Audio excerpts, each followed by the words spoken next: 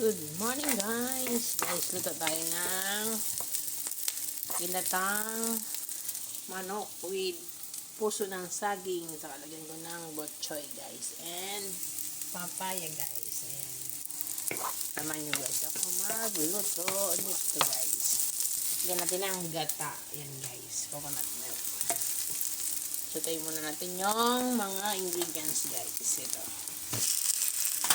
Sutayin. Chicken.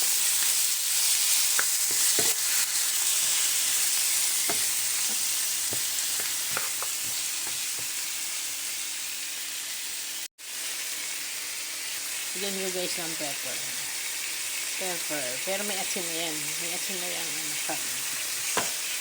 Pepper na lang. Sutay lang natin siya hanggang mag-brown. Saka ilagay yung papaya. And gata. Guys. Guys, sinigyan ko rin siya ng konting magic sarap.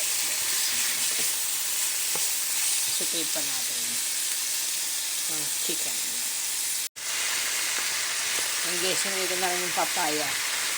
Gusto ko rin siyang isutay. Sutay natin yung papaya. And then, next natin yung puso ng saging. And last, ito guys. Puchoy. Sutay lang natin.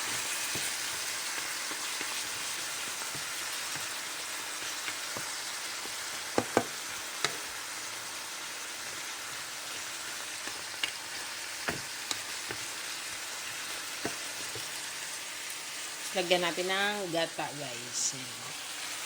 Gata. Ayan. Milk. Coconut milk. Oh, wow. Ayan guys. Pambuti natin.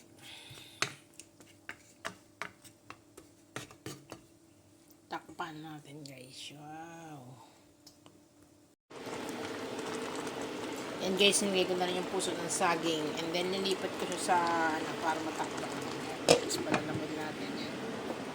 Kasi dito kanina sa kawali, nilipat ko dito guys. Ayan, para maluto ng maayos. Guys, ito na ating niluto.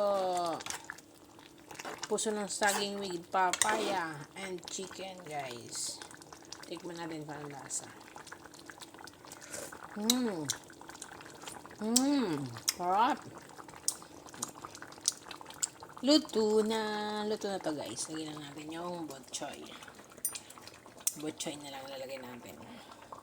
Sarap.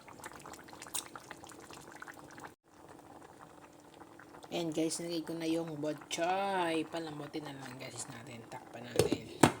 Mga 3 minutes luto na yan guys. Yan. Thank you for watching guys. Bye bye. Yes. Ayan guys, luto na. Happy Saturday guys. Yan ang ating menu for today. Yes. Luto na. Ayan guys, sinatang puso ng saging with papaya and bok choy guys. Kumakain ba kayo ito guys? Ganitong luto. Tawag sa amin ito is kare-kare. Kare-kare yan guys sa amin. Yan guys. Bye guys. Thank you for watching. Yan. Kumukulo na guys siya.